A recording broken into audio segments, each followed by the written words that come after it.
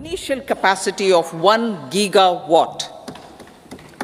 Coal gasification and liquefaction capacity of 100 metric tons will be set up by 2030. This will also help in reducing imports of natural gas, methanol, and ammonia. Phased mandatory blending of compressed biogas in compressed natural gas for transport and piped natural gas for domestic purposes will be mandated. Financial assistance will be provided for procurement of biomass aggregation machinery to support collection. Electric vehicle ecosystem. Our government will expand this and strengthen the e-vehicle ecosystem by supporting manufacturing and charging infrastructure. Greater adoption of e-buses for public transport networks will be encouraged through payment security mechanism. Biomanufacturing and biofoundry. For promoting green growth, a new scheme of biomanufacturing and biofoundry will be launched. This will provide environment-friendly alternatives such as biodegradable polymers, bioplastics, biopharmaceuticals, and bioagri inputs. This scheme will also help in transforming today's consumptive manufacturing paradigm to the one based on regenerative principles. Blue Economy 2.0.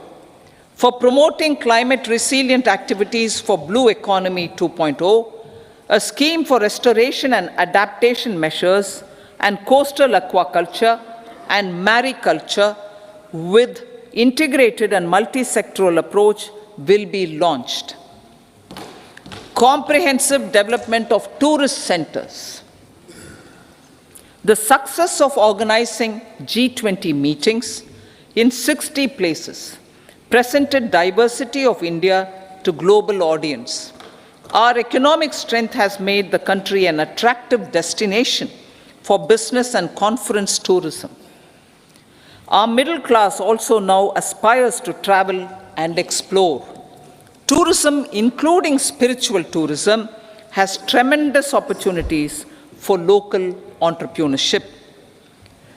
States will be encouraged to take up comprehensive development of iconic tourist centers, branding and marketing them at global scale. A framework for rating of the centers based on quality of facilities and services will be established. Long-term interest-free loans will be provided to states for financing such development on matching basis. To address the emerging fervor for domestic tourism, Honorable Speaker, sir, projects for port connectivity, tourism infrastructure, and amenities will be taken up on our islands, including Lakshadweep. This will help in generating employment also. Promoting investments.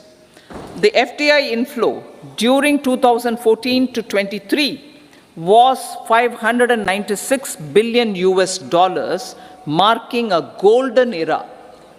That is twice the inflow during 2005 to 14. For encouraging sustained foreign investment, we are negotiating bilateral investment treaties with our foreign partners in the spirit of First Develop India. FDI is First Develop India. Reforms in the states for Vikasit Bharat. Many growth and development enabling reforms are needed in the states for realizing the vision of Vikasit Bharat. A provision of 75,000 crore rupees as 50-year interest-free loan is proposed this year to support those milestone-linked reforms by the state governments. Societal changes. The government will form a high-powered committee for an extensive consideration of the challenges arising from fast population growth and demographic changes. The committee will be mandated to make recommendations for addressing these challenges comprehensively in relation to the goal of Vikasit Bharat. Amrit Kal as Kartavya Kal. Our government stands committed to strengthening and expanding the economy with high growth and to create conditions for people to realize their aspirations.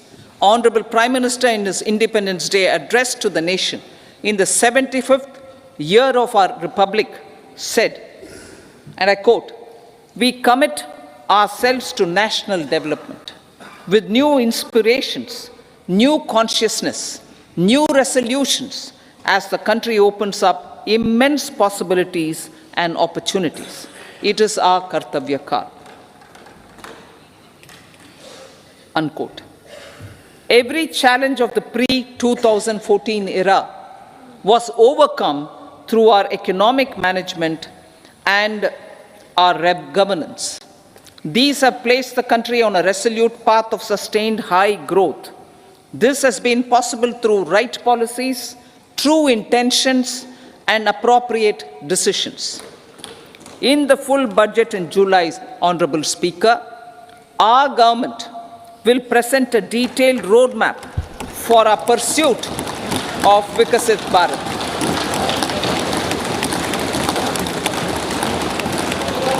Revised estimates of 2023-24. The revised estimate of the total receipts other than borrowings is 27.56 lakh crores of rupees, of which the tax receipts are 23.24 lakh crore rupees. The revised estimate of total expenditure is 44.90 lakh crore rupees. The revenue receipts at 30.03 lakh crore rupees are expected to be higher than the budget estimate, reflecting strong growth momentum and formalization in the economy. The revised estimate of the fiscal deficit is 5.8% of GDP, improving on the budget estimate, notwithstanding moderation in the nominal growth estimates.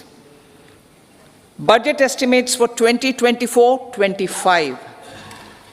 Coming to the year 2024-25, the total receipts other than borrowings and total expenditure are estimated at 30.80 and 47.66 lakh crore rupees respectively. The tax receipts are estimated at 26.02 lakh crore rupees. The scheme of 50-year interest-free loan for capital expenditure to states will be continued this year with an outlay of 1.3 lakh crore rupees. We continue on the path of fiscal consolidation, as announced in my budget speech of 2021-22, to reduce fiscal deficit below 4.5% by 25-26. The fiscal deficit in 2024-25 is estimated to be 5.1% of GDP, adhering to that path. So the gross and net market borrowings through dated securities during 24-25 are estimated at 14.13 lakh crore rupees and 11.75 lakh crore respectively. Both will be less than that in 23-24. Now that the private investments are happening at scale, the lower borrowings by the central government will facilitate larger availability of credit for the private sector. Vote on account. I'll be seeking vote on account approval of the Parliament through the appropriation bill for a part of the financial year 2024-25. I will now move to Part B. Honorable Speaker, sir, over the last 10 years, the direct tax collections have more than trebled and the return filers swelled 2.4 times. I would like to assure the taxpayers that their contributions have been used wisely for the development of the country and welfare of its people. I appreciate the taxpayers for their continued support. The government has reduced and rationalized tax rates. Under the new tax scheme, there is now no tax liability for taxpayers with income up to 7 lakh rupees, up from 2.2 lakh rupees in the financial year 2013-14. The threshold for presumptive taxation for retail businesses was increased from 2 crores to 3 crores. Similarly, the threshold for professionals eligible for presumptive taxation was increased from 50 lakh rupees to 75 lakh rupees. Also, corporate tax rate was decreased from 30% to 22% for existing domestic companies and to 15% for certain new manufacturing companies. Honorable Speaker, sir, in the last 5 years, our focus has been to improve taxpayer services. The age-old jurisdiction-based assessment system was transformed with the introduction of faceless assessment and appeal, thereby imparting greater efficiency, transparency, and accountability. Introduction of updated income tax returns, a new Form 26AS, and pre-filling of tax returns have made filing of tax returns simpler and easier. Average processing time of returns has been reduced from 93 days in the year 2013-14 to a mere 10 days this year, thereby making refunds faster. Indirect taxation. By unifying the highly fragmented indirect tax regime in India, the GST has reduced the compliance burden on trade and industry. The industry has acknowledged the benefits of GST. According to a recent survey conducted by a leading consulting firm, 94% of industry leaders view the transition to GST as largely positive. According to 80% of the respondents, it has led to supply chain optimization, as elimination of tax arbitrage and octroi has resulted in disbanding of checkposts at the state and city boundaries. At the same time, tax base of GST more than doubled, and the average monthly gross GST collection has almost doubled to 1.66 lakh crores this year. States too have benefited. States' SGST revenue, including compensation released to states in the post-GST period of 2017-18 to 2022-23, has achieved a buoyancy of 1.22. In contrast, the tax buoyancy of state revenues from subsumed taxes in the pre-GST 4-year period of 2012-13 to 2015-16 was a mere 0.72. The biggest beneficiaries are consumers, as reduction in logistic cost and taxes have brought down prices of most goods and services. We have taken a number of steps in customs to facilitate international trade.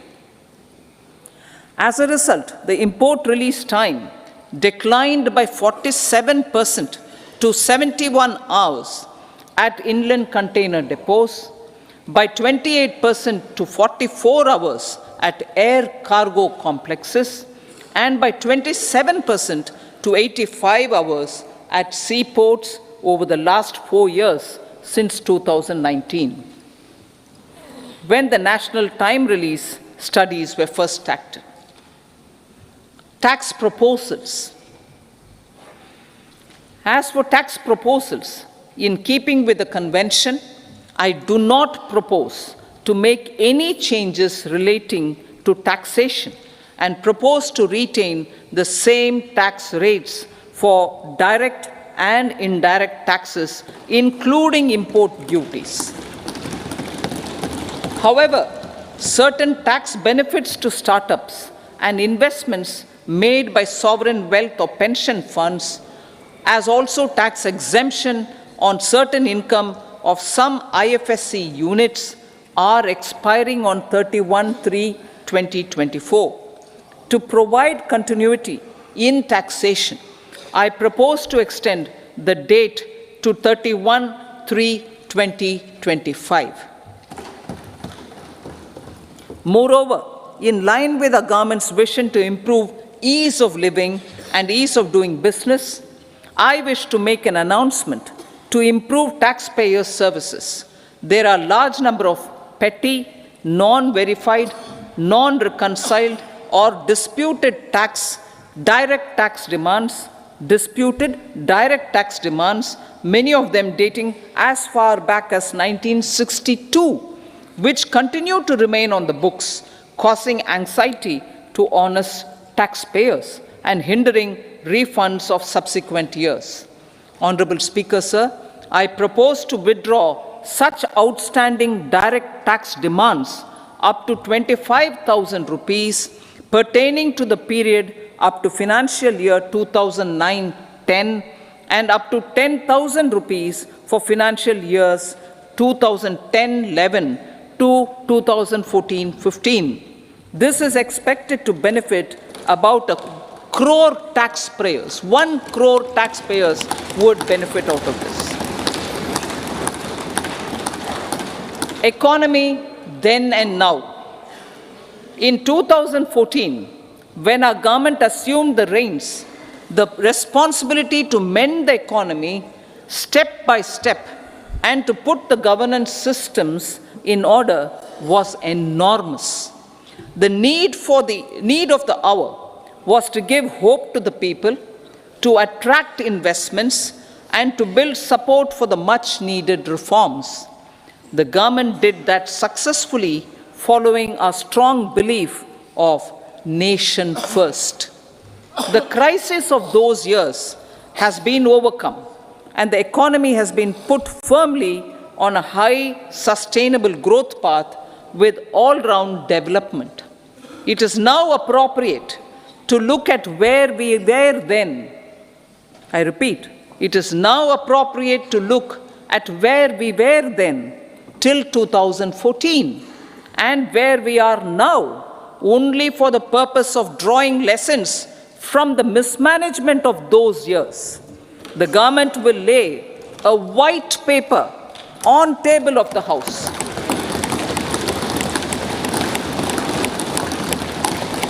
The exemplary track record of governance, development and performance, effective delivery and Jan Kalyan has given the government trust, confidence and blessings of the people to realize whatever it takes, the goal of Vikasit Bharat, with good intentions, true dedication and hard work in the coming years and decades. With this, Honorable Speaker, I commend the interim budget to this august House. Jai Hind.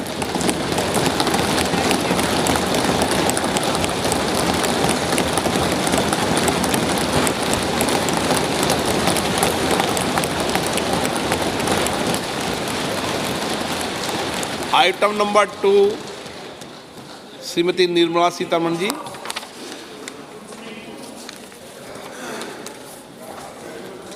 So, with your permission, I rise to lay on the table the following statements under Section 3(1) of the Fiscal Responsibility and Budget Management Act 2003, Medium-Term Fiscal Policy cum Fiscal Policy Strategy Statement and Macroeconomic Framework Statement. Item number 3, Srimati Nirmala Sitharaman ji.